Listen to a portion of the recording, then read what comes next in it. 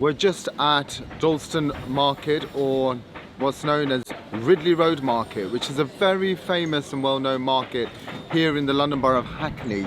It's still in the East End of London, or East London, wider East London. And what's great about this market, it's a proper traditional London street market. It's got a very African and Afro-Caribbean feel, so you can get lots of goods from that side of the world.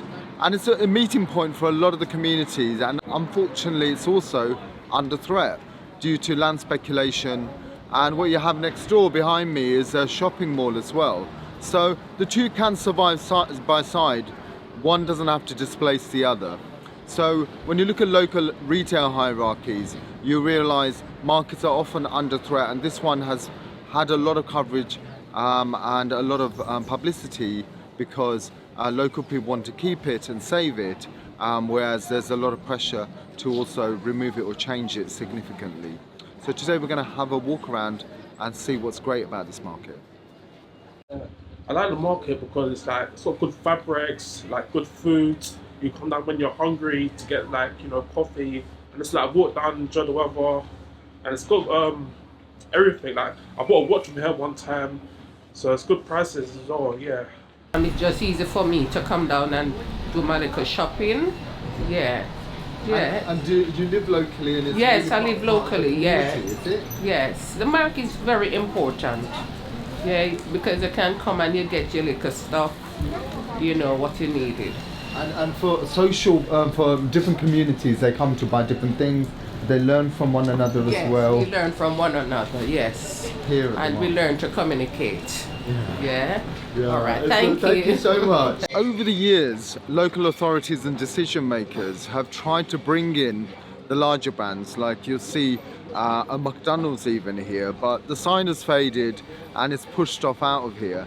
And also you see small scale branding exercises to almost make Ridley Road and other street markets as well more appealable to different people. But actually the visual culture here is very specific and doesn't necessarily need all of this extra added elements, but just needs a little bit of enhancing once in a while. But what you often find is that the top-down model of trying to give an impression of a place often falls flat. So in Ridley Road you'll see that the vibrancy is really coming from the traders and the small-scale shops, and any kind of branding exercises coming from the council, often it falls flat and is fading. So you'll see a bit of that as well, which I think is testament to some of the processes and some of the kind of pressures that the market has had over the years as well. And so along here you see a whole line of smaller shops where you'll see handmade goods from Africa, different African countries.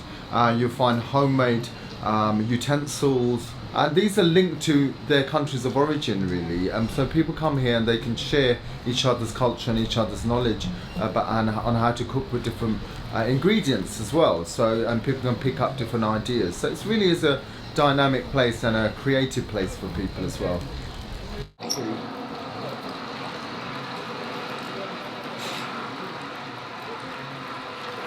I'm pretty sure these were under threat here. So some of these shops were under threat because what had happened was the hipsters and the hipsterification of the borough meant that people saw there's value to it, but they wanted to present it to people who already have quite a lot of traction on the high street and who can go out quite freely. And so these spaces were seen as places where people can come in and have bars and pop-up places and have culinary experiences for a different type of person or type of people to come in. Ordinarily, the traders wouldn't have an issue with this, but the way in which the council operated and the decision makers was not in consultation with local people, and as a result, local people felt under threat and threatened. What we found was a lot of these buildings were where people stored their stock and needed it for storage. So they made a strong case and came together to ensure that they weren't being pushed out, and as a result, a lot of these buildings and ancillary buildings off of the market have been kept and saved for the time being. The market continues to be under threat, unfortunately. The forces of land speculation and large-scale financialization of our social spaces is continuing to happen. But thankfully this market is extremely successful and extremely vital, as you can see, for the communities here. Even on a winter's day here, you'll see there's lots of people who normally wouldn't socialize otherwise can come here and still get along with the traders and get to know their neighbors and different communities and cultures.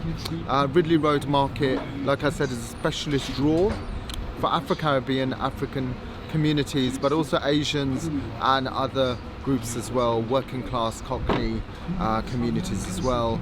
And it really is a reflection of the area. Markets often absorb the communities in the area, and are really vibrant reflections of what's happening within communities. So we're really grateful that it's here and people are able to have a different shopping experience from the high street as well.